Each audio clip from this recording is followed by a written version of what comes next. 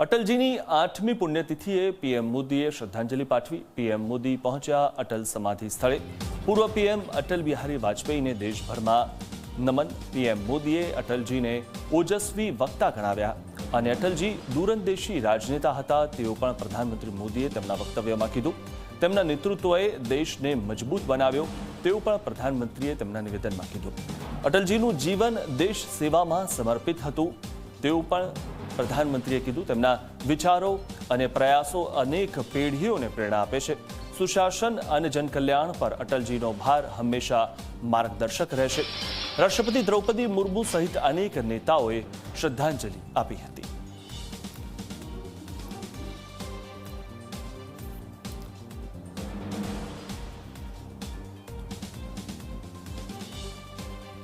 તો સુશાસન જનકલ્યાણ પર અટલજીનો ભાર હંમેશા માર્ગદર્શક રહેશે તેવું નિવેદન પણ પ્રધાનમંત્રી મોદીએ આપ્યું છે। રાષ્ટ્રપતિ દ્રૌપદી મુર્મુએ શ્રદ્ધાંજલિ આપી હતી અને આ જે દ્રશ્યો છે 8મી પુણ્યતિથિ છે અટલજીની। પીએમ મોદીએ શ્રદ્ધાંજલિ આપી હતી સમાધિ સ્થળે જઈને। ત્યારે અટલ બિહારી વાજપેયીજીને દેશમાં નમન। અટલજી દૂરંદેશી રાજનેતા હતા તેવું નિવેદન પ્રધાનમંત્રી નરેન્દ્ર મોદીએ આપ્યું। તેમના નેતૃત્વએ દેશને મજબૂત બનાવ્યો તેવું પણ પ્રધાનમંત્રી નરેન્દ્ર મોદીએ તેમના નિવેદનમાં કીધું। અટલજીની આજે 8મી પુણ્યતિથિ છે અને દેશ પણ તેમને હંમેશા યાદ કરશે।